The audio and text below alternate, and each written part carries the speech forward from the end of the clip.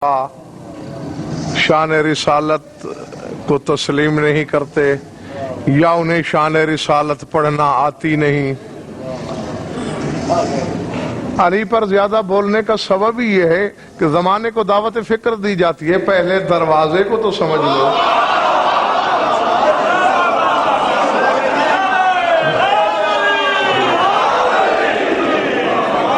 छह माह तक जाहिर में जिब्रील नहीं आया।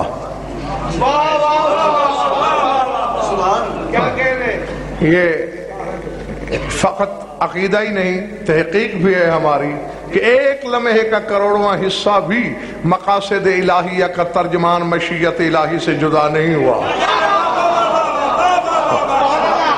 जाहिर में वही नहीं उतरी। कुफार के ओबाशों ने ऐलान करना शुरू कर दिए, इन्ना रब्बा मोहम्मद ने वद्दाअहू, मोहम्मद के परवरदिगार ने उसे छोड़ दिया।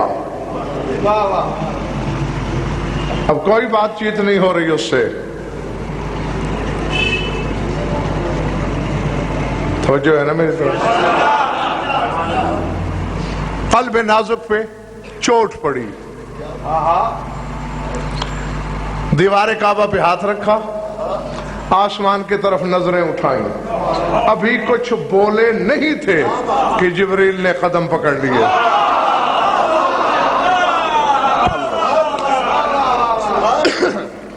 और मुख्तसर सा सूरा पढ़ दिया रसूल के सामने। अब इस सूरे में ज़हीर भाई इजाज़ तंजील ये है कि इसमें पहले अल्लाह ने 3 कसमें खाई हैं, फिर अपने हबीब से 3 वादे किए हैं, फिर 3 एहसान जताए हैं, फिर 3 हुक्म दिए हैं।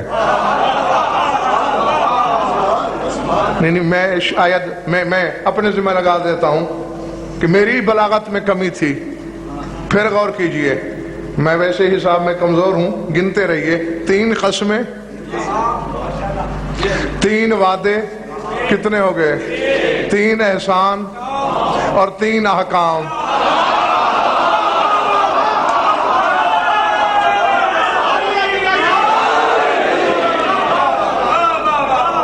अल्लाह वज़्ज़ुहा वल्लैलि इज़ा सजा मा वद्दअका रब्बुका वमा क़ला वलल आखिरतु खैरुल लका मिनल ऊला वलसौफ़ा युअतीका रब्बुका फतरज़ा अलम यजिदका यतीमन फ़आवा ववजदका ज़ाल्लन फ़हदा ववजदका आइलन फ़अग़ना वअम्मल यतीम फ़ला तक़हर वअम्मा साइल फ़ला तनहर वअम्मा बिनिअमति रब्बिका फ़हद्दिस। सुभान अल्लाह। कसम है दिन की रोशनी की, कसम है रात की और उसकी तकमील की। गौर फरमाया सामने मतलब ये दाएं बाएं देखना छोड़ दें। मुझे सामीन के राब्ते से पढ़ना होता है और आपके इधर उधर देखने से आमद आवर्द चली जाती है। दिन की रोशनी की कसम, रात और उसकी तकमील की कसम, कसमें हो गई। मा वद्दअका रब्बुका वमा क़ला, न तेरे परवरदिगार ने तुझे कल छोड़ा था,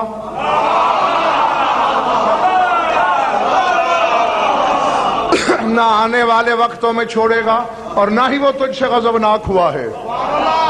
वलल आखिरतु खैरुल लका मिनल ऊला, और तेरा अंजाम तेरे आगाज से कहीं बेहतर है। वलसौफ़ा युअतीका रब्बुका फतरज़ा, और आने वाले वक्त में तेरा परवरदिगार तुझे वो कुछ देने वाला है कि तू राजी हो जाएगा। अल्लाह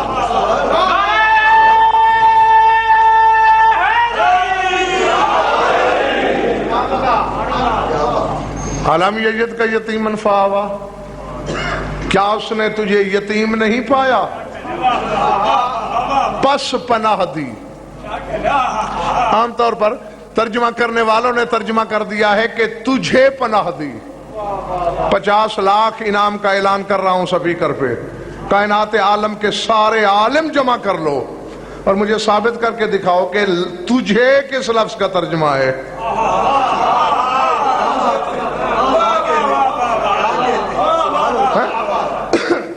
تو کہہ رہی ہے علم یجد کا.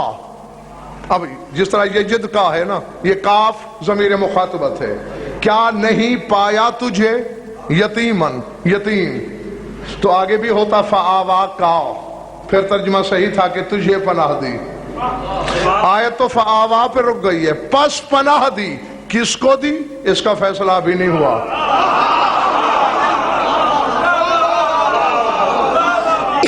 نہیں وہ رسول ہی کیسا ہے جو خود پناہ کا محتاج ہے.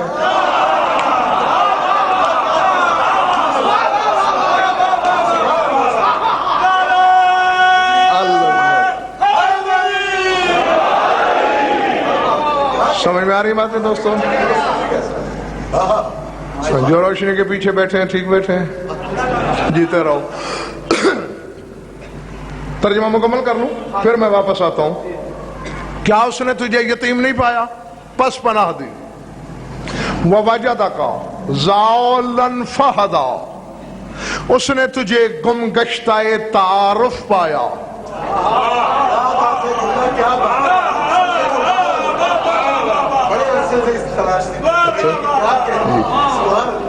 کسی کے کان پہ منہ رکھ کے تو نہیں بول رہا میں، ممبر کی بلندی پہ سپیکر کے بات کر رہا ہوں. اور اس ممبر سے لے کر نجف اشرف کے حوض علمیہ تک، شیعہ مکتب فکر اور جامعہ الازہر تک، اہل سنت کے مکتب فکر، دونوں مکتب فکر کا ضامن ڈنکے کی چوٹ پر ترجمہ کیا ہے میں نے. تمہاری مرضی اس کا ترجمہ گمراہ کرو، لیکن جو گمراہ ہے وہ مجھے گمراہی سے کیسے نکالے گا؟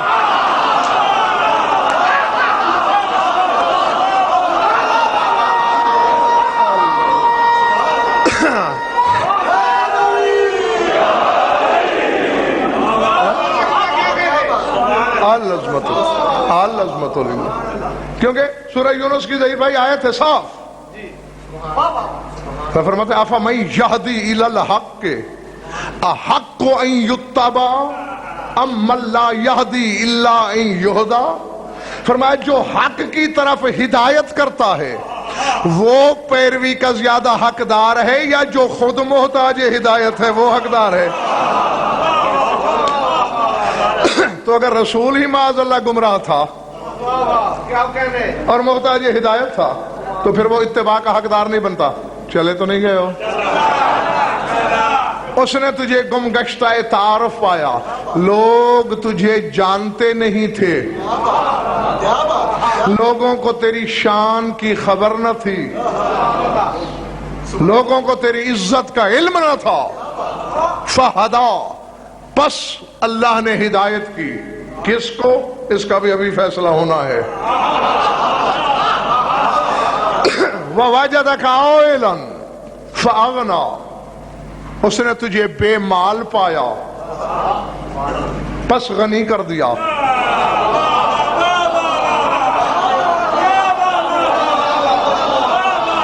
یہ ہم نے 3 احسان کیے آپ پر. یتیم پایا، اللہ گم گشتہ تعارف پایا، ہدایت کی، بے مال مفلس دیکھا، غنی کیا. اب تینوں احسانوں کا ہمیں صلہ چاہیے. ہمارے احسان اتار دیجئے. کیا؟ فَأَمَّا الْيَتِيمَ فَلَا تَقْهَرْ، کسی یتیم کو جھڑکنا نہیں. وَأَمَّا السَّائِلَ فَلَا تَنْهَرْ، کسی سائل کو دھتکارنا نہیں. وَأَمَّا بِنِعْمَتِ رَبِّكَ فَحَدِّثْ، پس ہر وقت اپنے پروردگار کی نعمت کا ذکر کرتے رہنا.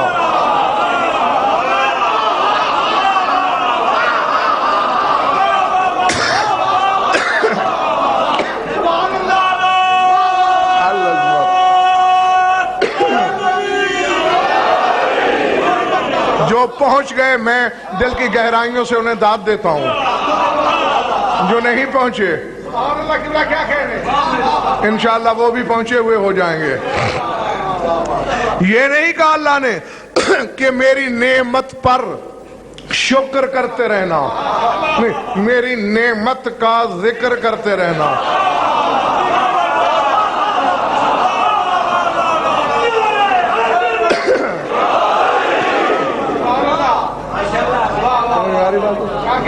نعمت پر شکر اور ہوتا ہے، اور نعمت کا ذکر اور ہوتا ہے.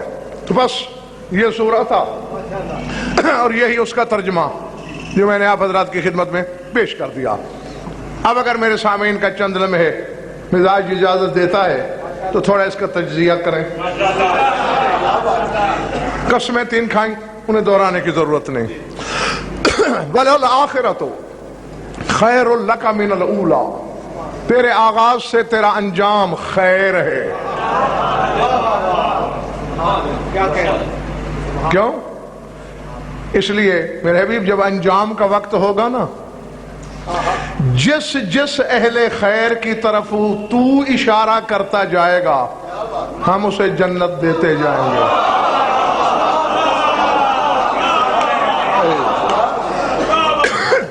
اہل خیر، جی سجدے والوں کی بات نہیں ہو رہی، نماز روزے والوں کی بات نہیں ہو رہی، خیر والوں کی بات ہو رہی ہے. جس جس کے عمل میں خیر ہوگا اس کے لیے نجات ہوگی، تیری خواہش پر، تیری سفارش پر. نہ تجھے کل چھوڑا تھا نہ آج چھوڑیں گے. اب ایسا ہے، ظہیر بھائی مجھ سے کہتے ہیں، یا ریاض ہاشمی مجھ سے کہتا ہے کہ میں آپ کو نہیں چھوڑوں گا جہاں جہاں مجلس ہے آپ کی. تو بچہ بھی سمجھ سکتا ہے کہ جہاں غضنفر مجلس پڑھے گا ظہیر زیدی اور ریاض ہاشمی وہاں ہوں گے. اب اللہ کہہ رہا ہے کہ تیرے پروردگار نے تجھے نہ چھوڑا نہ چھوڑے گا.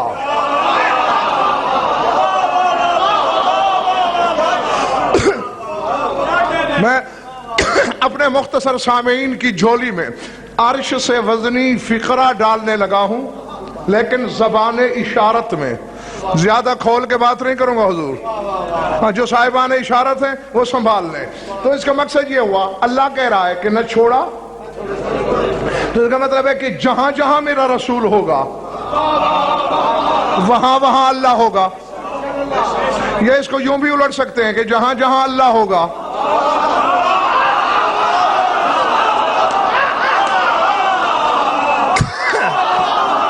اللہ اکبر. کیونکہ باتیں دونوں طرح کی جا سکتی ہیں کہ جہاں غضنفر وہاں ظہیر زیدی، تو یوں بھی تو کہہ سکتے ہو جہاں ظہیر زیدی وہاں غضنفر، تو جہاں نبی وہیں جلی، جہاں جلی. اب اللہ کی سرحد مسلمانوں تم خود بنا لینا کہ اللہ کہاں ہے.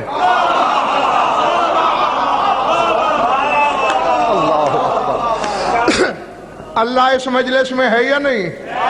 تو پھر نبی بھی اپنی شان سن رہا ہے. پھر ذرے سے عرش تک، ازل سے ابد تک، جہاں جہاں اس کی ذات ہے وہاں وہاں میرا نبی موجود ہے.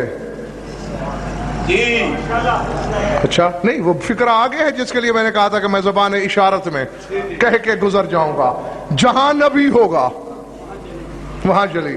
اب میرا نبی واز کر رہا ہے، وہ توحید ہمراہ ہے، جاگتے رہنا. میرا نبی منبر پہ ہے، توحید ساتھ ہے. میرا نبی گھر میں ہے، توحید ہم سفر ہے. میرا نبی میدان جنگ میں ہے، توحید ساتھ ہے. میرا نبی کسی کو مدد کے لیے بلا رہا ہے.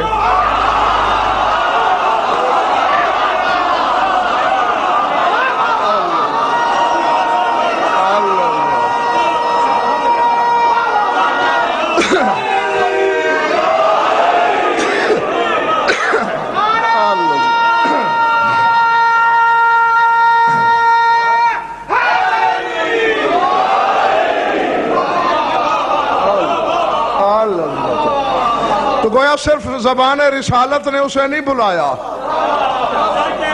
زبان بے زبانی سے اس نے بھی ساتھ بلایا. ہمت پیدا ہو گئی ہے، ہمت پیدا ہو گئی ہے مجھے زبان اشارت میں ایک دوسرا فکرہ بھی کہنے کی. اگر میرا نبی کسی کے استقبال کے لیے کسی کی رکاب تھام رہا ہے،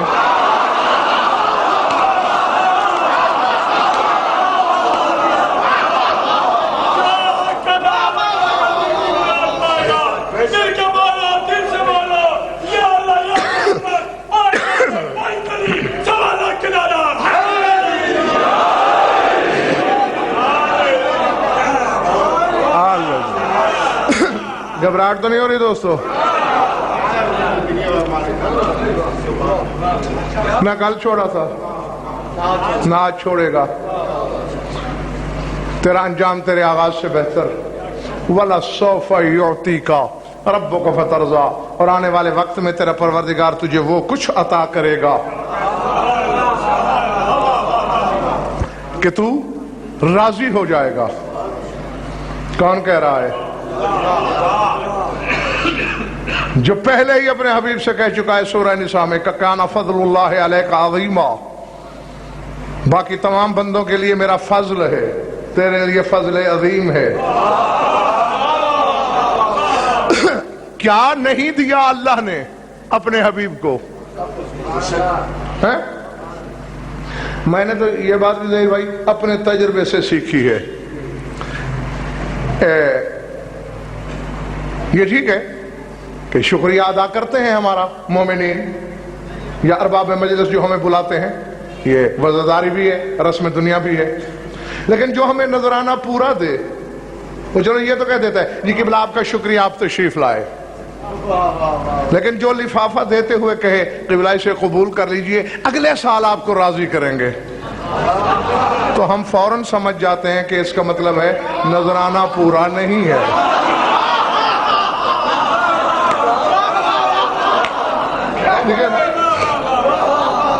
جیتے رہو، یعنی بچہ بھی سوچے تو یہ بات سمجھ میں آتی ہے جی اگلے سال جب آپ آئیں گے پھر راضی کریں گے، اس کا مطلب ہے کہ دینے والا جو دے رہا ہے اس پہ وہ مطمئن بھی نہیں اور وہ لینے والے کے شایان شان بھی نہیں، ورنہ یہ کیوں کہتا کہ اگلے سال راضی کریں گے؟ کیا کچھ نہیں دیا اللہ نے؟ نبوت، رسالت، عصمت، کائنات اس کی جوتیوں کے صدقے بنائی، آدم سے عیسیٰ تک سارے نبی اس کے محتاج کر دیے، ذرے سے عرش تک اس کی راجدھانی بنا دی، اور پھر کہہ رہا ہے کہ عنقریب وہ دوں کہ تو راضی ہو جائے گا، جس کا مطلب ہے جو کل تک دے چکا ہے دے کر نہ وہ مطمئن ہے نہ اس کے شایان شان ہے۔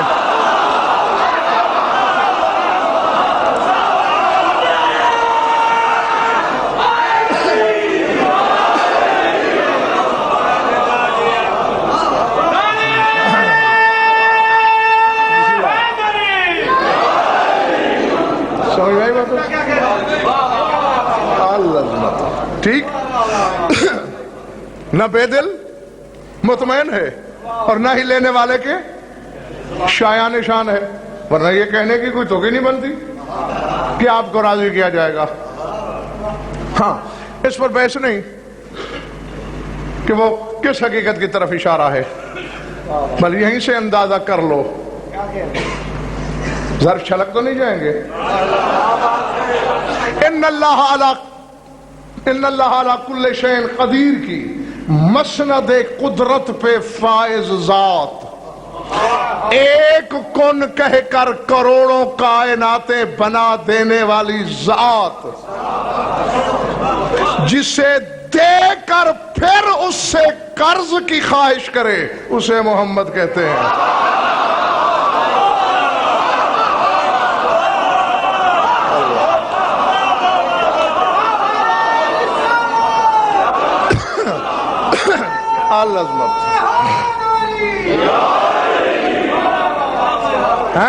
یا آسان لفظوں میں، کیونکہ بعض شعروں پہ سوالیہ نشان ہے، 70% سمجھ گئے ہیں بلکہ 75%، 25% کے چہروں پہ سوالیہ ہے۔ یہ کیا کہا ہے بھئی؟ میں نے آسان لفظوں میں یہ کہا ہے۔ اب جیسا کہ مجھے اگر کسی صاحب مجلس نے کہا جی اگلے سال، اس کا مطلب ہے کہ میرا قرض نکلتا ہے اس پر، میرا کچھ دینا ہے اس نے، تو بس میں کہنا یہ چاہ رہا ہوں میرے شیعہ سنی دوستو کہ جس کا اللہ مقروض ہو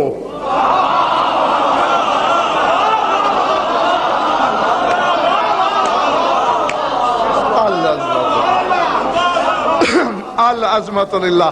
سمجھ میں آ رہی ہے بات یا نہیں؟ جی اور اس فکرے کو بھولنا نہیں، کیونکہ اگر وقت میری طبیعت اور آپ کے مزاج نے ساتھ دیا تو آگے چل کر پھر میں نے اسی جملے کے ساتھ ایک اور جملہ کہنا ہے۔ خدا جس کا مقروض ہے، خدا پر جس کا بقایا نکلتا ہے،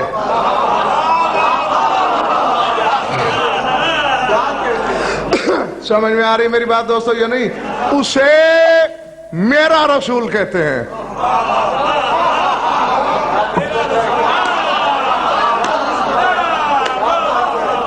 سمجھ میں آ رہی ہے بات یا نہیں؟ چلیے چلیے میں ابھی اب ظہیر بھائی کیا کیا جائے؟ ہاشمی لاکھ عاقل رضا کوشش کروں علی سے دامن بچا کے چلنے کی،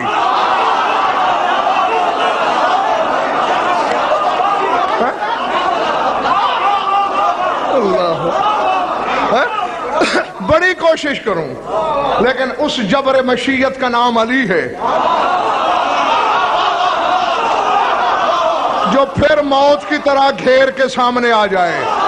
اللہ پہ جس کا قرض نکلتا ہو اسے محمد کہتے ہیں، اور رسول پہ جس کا قرض نکلتا ہو اسے علی کہتے ہیں۔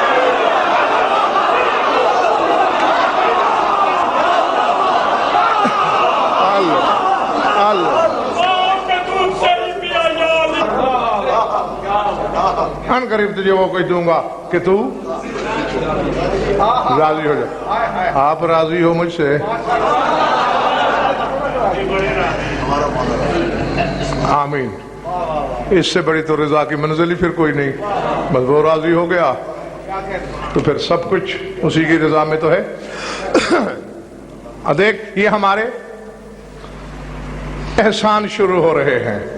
علم یجد کا یتیمن فآوا، بولیے گا پالے ہیں نا، تو کبھی جبریل نے آ کے کسی کی کنڈی کھٹکھٹائی، دروازہ بجایا، اسے چٹ پکڑائی کہ احسان ہے ہمارا کہ ہم نے تجھے پالا؟ یعنی مشرکوں کے بچے پال کے احسان نہیں جتاتا، اور جس کا خود مقروض ہے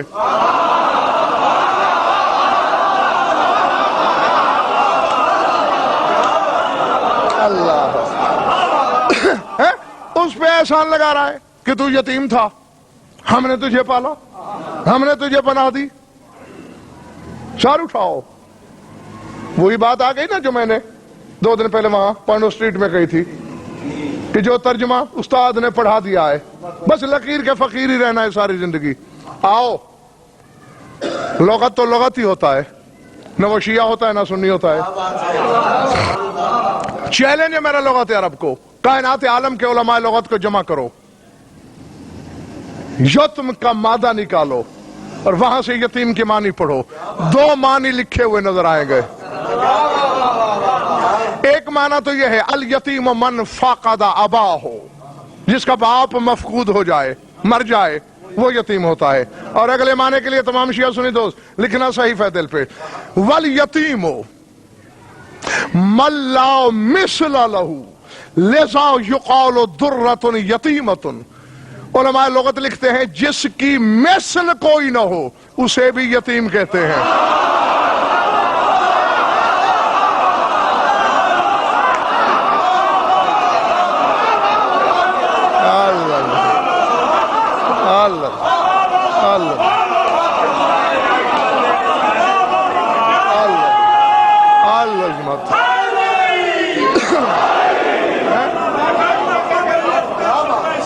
سمجھ میں آئی بات ہو؟ جی جی جی، جس کی مثل کوئی نہ ہو۔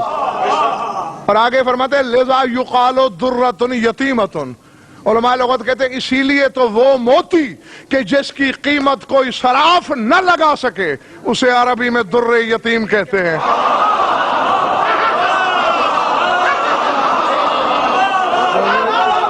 جی جی جی جی۔ اور آؤ تفسیر صافی سے لے کر تفسیر قمی تک، یہ جو میں نے نام لیے ہیں مذہب اہل بیت کی تمام تفسیریں پکار کے کہہ رہی ہیں۔ جب قرآن کے وارثوں سے پوچھا گیا، ان کی تفسیریں پڑھی گئیں کہ کیا کہہ رہا ہے اللہ، تو فرمایا کہ علم یجد کا یتیمن اے فردن لا مثل لک فی المخلوقین فآوی الناس الیک۔ معصوم فرماتے ہیں اللہ نے کہا یہ ہے اپنے حبیب سے کہ ہم نے تجھے یتیم یعنی بے مثال پایا، تجھ جیسا کوئی نہیں تھا، اس لیے کائنات کو تیری پناہ میں دے دیا۔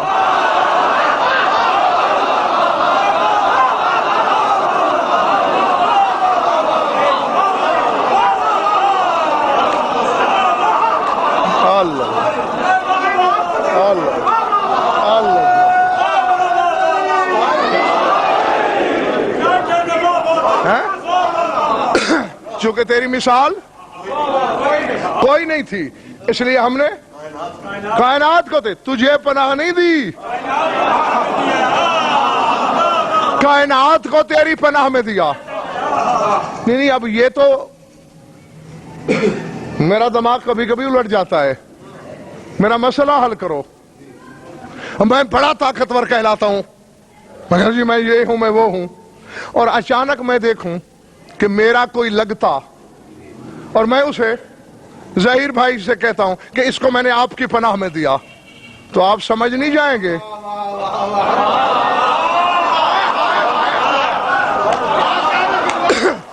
او اللہ سے مدد مانگنے والوں اور غیر اللہ کی مدد کو شرک سمجھنے والوں، او اللہ اور غیر اللہ کا فیصلہ کر رہی ہے یہ آیت۔ اللہ کہہ رہا ہے میں نے اپنی مخلوق تیری پناہ میں دی، جو اپنی خدائی اس کی پناہ میں دے رہا ہے۔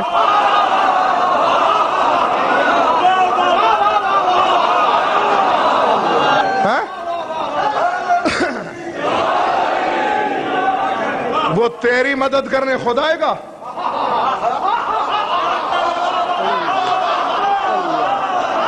اللہ تیرا بستر بھی میرے ذمہ، تیری ایک ایک چیز کا میں ضامن ہوں۔ اور زمین پہ بیٹھ کر دشت تحقیق میں مقام رسالت پہ ٹامک ٹوئیاں مارنے والے، اللہ تو اپنی خدائی کو اپنے حبیب کی پناہ میں دے چکا ہے، اب تیرا جو جو بھی ہے وہ اس کے ذمہ ہے۔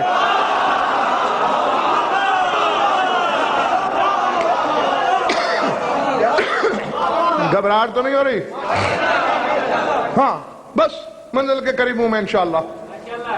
تجھے بے مثال پایا، اب سمجھ میں آگئی بات؟ ہاں بے باپ والا یتیم نہیں اس کا ترجمہ، بے مثل۔ لیسا کمثلہ ہی شے کا دعوے دار نہیں۔ آپ مجھے کہیں غضنفر بڑا عالم ہے، یہ میرے لیے کوئی چندہ اعزاز کی بات نہیں، ٹھیک ہے؟ ہاں جب کوئی عالم کہے کہ یہ عالم ہے پھر یہ اعزاز ہے۔ جو خود کہتا ہے کہ میری مثل کوئی نہیں، وہ کہہ رہا ہے تو بے مثل ہے۔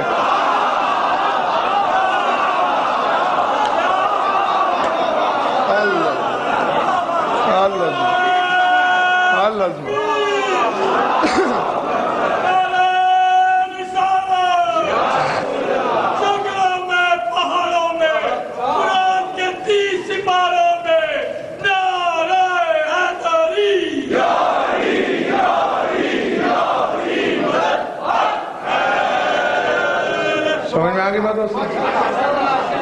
تجھے بے مثل پایا، خدائی تیری پناہ میں دے دی۔ وَوَجَدَكَ ضَالًّا، اب چونکہ مولوی نے ضال کی معنی گمراہ پڑھ رکھے ہیں، سر مثالیں میرے پاس 20 ہیں، صرف ایک دے رہا ہوں۔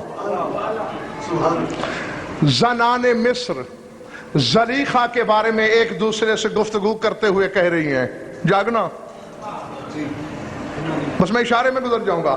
قد، سورہ یوسف کو پڑھنا، قد شغفها حبا انا لنراها فی ضلال مبین، بہت زیادہ الفت بڑھ گئی یوسف کے بارے میں اس کی، اور ہم تو اسے ضلال میں دیکھ رہے ہیں۔ لیکن تمہارا کیا خیال ہے جو عورتیں خود گمراہ تھیں وہ زلیخا کو گمراہ کہہ رہی ہیں؟ نا اب یہاں تمام مفسرین لکھتے ہیں کہ مستغرق محبت دیکھ رہے ہیں، ڈوبی ہوئی۔ اسی طرح اسی سورہ یوسف میں یوسف کے 11 بھائی اپنے باپ یعقوب سے کہہ رہے ہیں، قالوا تاللہ انک لفی ضلالک القدیم، تو تو قدیم ضلالت کا شکار ہے، آج تک تجھے یوسف نے بھولا۔ کیا مطلب ہے؟ نعوذ باللہ اپنے نبی باپ کو گمراہ کہہ رہے ہیں۔ یہاں بھی تمام مفسرین نے لکھا ہے کہ تیرا تو آج بھی وہی حال ہے، تو اسی طرح ڈوبا ہوا ہے یوسف کی محبت میں جیسا پہلے تھا۔ اور ہدایت کے بھی 2 معنی ہیں، اراۃ الطریق و ایصال الی المطلوب، راستہ دکھانا، مطلوب تک پہنچانا۔ اب جب ثابت ہو گیا کہ ضلالت کے معنی ہے محبت میں ڈوب جانا، وجدک ضالا فہدی، ہم نے تمہیں محبت میں ڈوبا ہوا دیکھا، تجھے مطلوب تک پہنچا نہیں دیا۔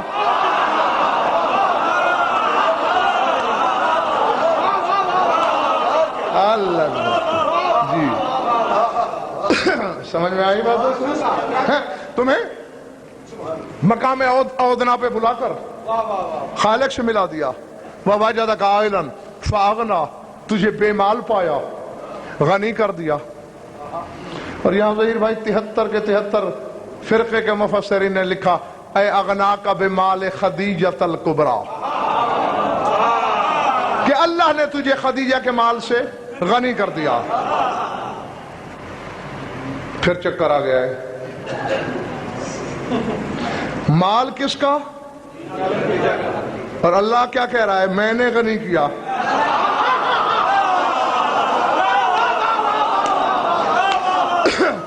تیرا رسول کہتا ہے کہ ما قام الاسلام الا بسیف علی ابن ابی طالب ومال خدیجۃ الکبریٰ، اسلام اپنے پاؤں پہ کھڑا ہی نہیں ہو سکتا تھا اگر علی کی تلوار اور خدیجہ کی دولت نہ ہوتی۔ تو دو محسن ہیں، ایک محسن کے فعل کو تو اللہ اپنا فعل کہہ رہا ہے،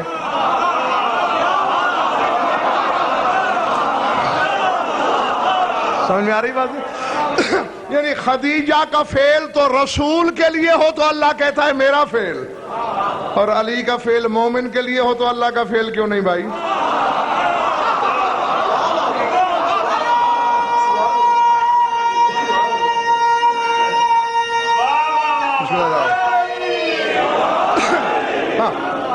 بس نتیجہ لو۔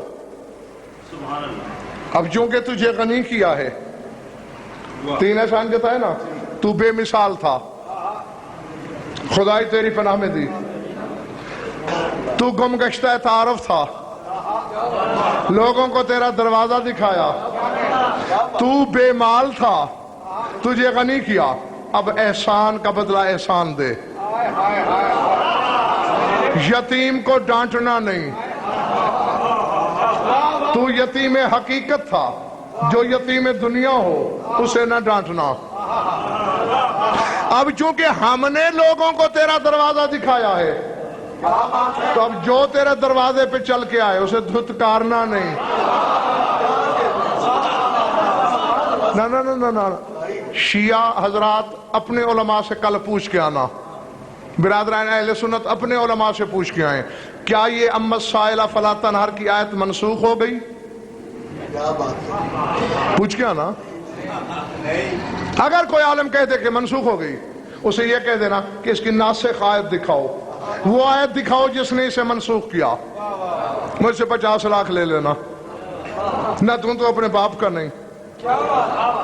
اور اگر نہ دکھا سکے اور انہیں کہنا پڑے کہ منسوخ نہیں، تو اس کا مطلب ہے آج بھی رسول سے اللہ کہہ رہا ہے سائل کو دھتکارنا نہیں۔ کیا اللہ کو خبر نہیں تھی کہ غضنفر اگر لاہور میں بیٹھ کر اس سے کچھ مانگ لے،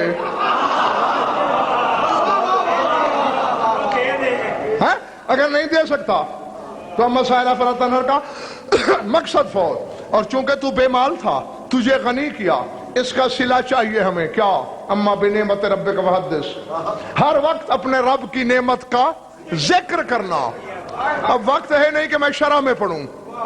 جب ظہیر بھائی میں نے تفاسیر اہل بیت کو پڑھا، کسی رسول کی عزت و عظمت کی قسم لفظ یہ نظر آئے کہ اے حدثہم بفضائل علی ابن ابی طالب، اللہ کہہ رہا ہے میری نعمت کا نام ہے علی، ہر وقت علی کے فضائل پڑھنا۔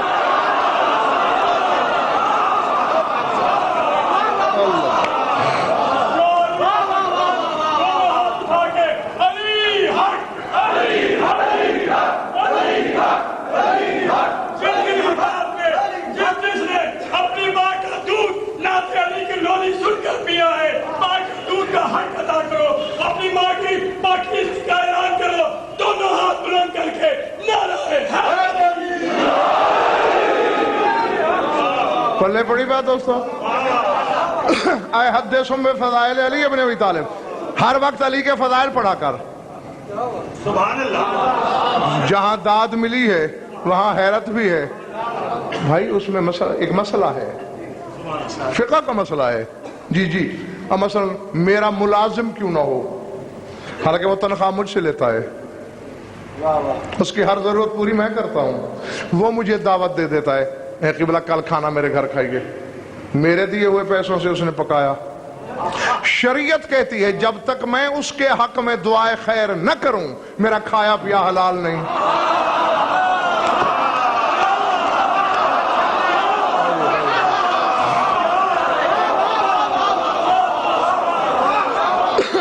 چلے تو نہیں گئے نا دوستو؟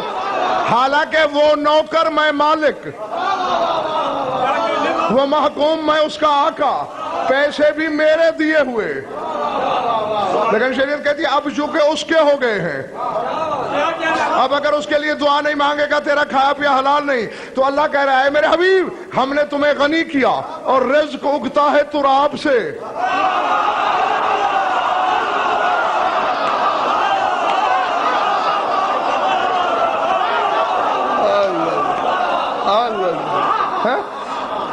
تو جب تک ابو تراب کے فضائل نہیں پڑھے گا یہ رزق مباح نہیں. اب مجھے نہیں پتا کہ کس کمبخت کا کلیجہ پھٹ جائے گا اور کس کے چہرے پہ بہار آئے گی، اور رزق کھا کر جب تک علی کا مولا علی کے فضائل نہ پڑھے اس کے لیے رزق حلال نہیں. اور اگر تو علی کے فضائل نہ پڑھے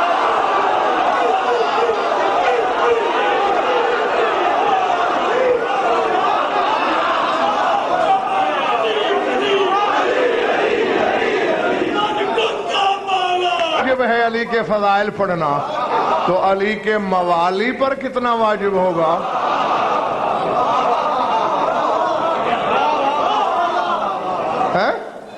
جی نمک حلال بن، نمک حرامی نہ کر، ورنہ کھایا پیا حلال نہیں ہوگا. چونکہ تو نمک حلال کر نہیں رہا، غذا حلال نہیں رہی، غذا سے ہی نطفہ بنتا ہے.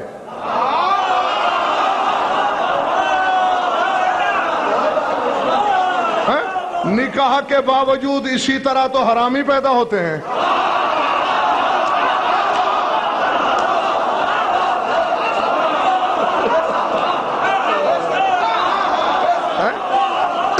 جی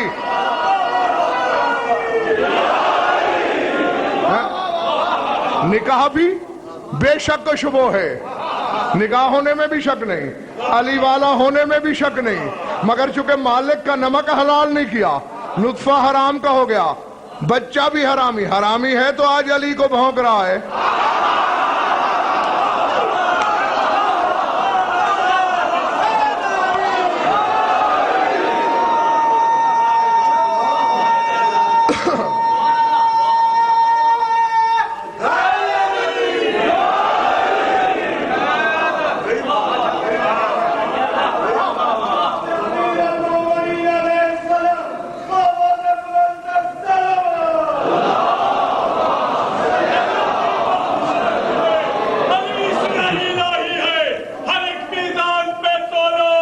لطف آیا یا وقت ضائع ہوا؟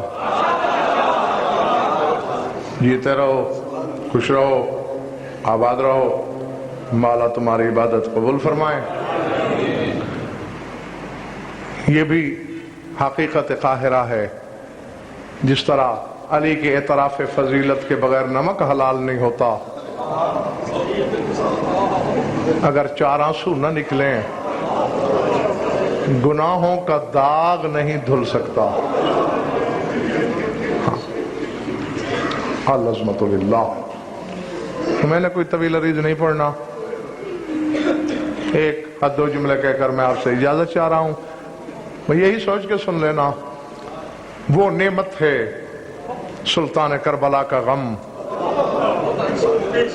کہ جو جتنا روئے، جتنا بھی رو لے، نہ دل بھرتا ہے. تیرا چوتھا امام 1-2 دن نہیں رویا، مسلسل 40 سال رویا. پانی نہیں رویا، لہو رویا. قطروں کے حساب سے نہیں، پرنالوں کے حساب سے رویا۔ العظمت للہ۔ جس کے سینے میں پتھر کا ٹکڑا نہیں، گوشت کا دل ہے، اور رونے کی نیت لے کے بیٹھا ہے، میرا فکرہ سمجھ لے، قبر میں بھی ماتم کرتا رہے گا۔ پرنالوں کی صورت رویا، کیونکہ 3 لفظ ناسور بن گئے تھے سجاد کی زندگی میں۔ ایک لفظ تھا جوانی،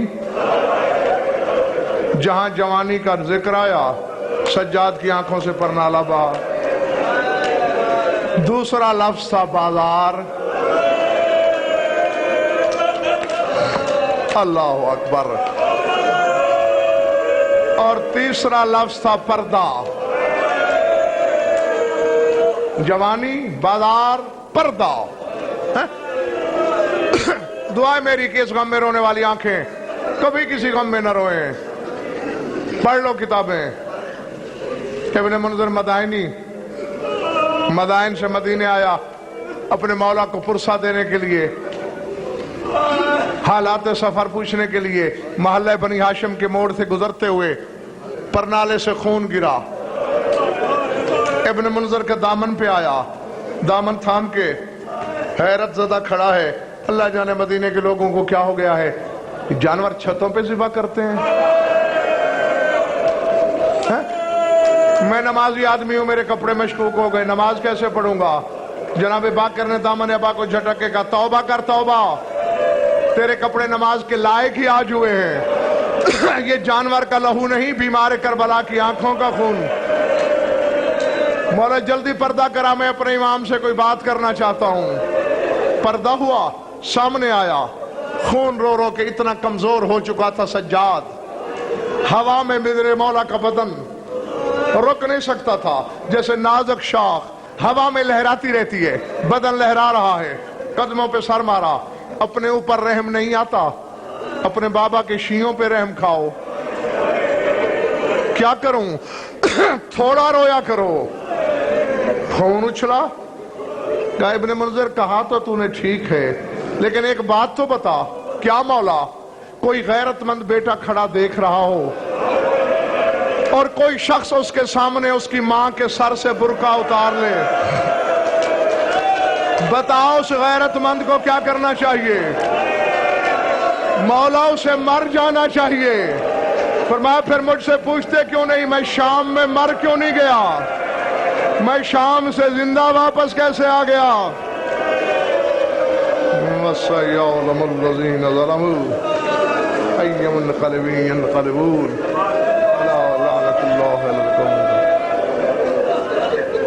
بارہ الہ مجلس اعلیٰ کو منظور مقبول بانیان کے مسائل کو شرفت ہوئے، مومنین مومنات کی شرکت مبادل ہماری علیدہ بیان کھول جو ان بے اولاد ہیں اولاد ناری ناتا، جو مقروض اور تنگ دست ہیں کی طرح، جو بے گناہ قید ہیں رہے، جو بھی مومنین و مومنات کی جو حاجات قضاء عدل و شریعت نزید جائے، سرکار حجت کے جلد ظہور اللہم کن ولیک الحجت بن حسن صلواتک علیہ وعلا آبائی فی هذه الساعات وفی کل ساعت من ساعت اللیل والنہار ولی محافظ مقاعد وناصر مدلیل معینا حتی تسکنہ وارضاقتا ونتمتع فیہ طویلا یا رب محمد وآل محمد اجل فرج آل محمد ربنا تقبل منا انکا انت السمیع العلیم بجاہ محمد وآل بیتہ الطیبین۔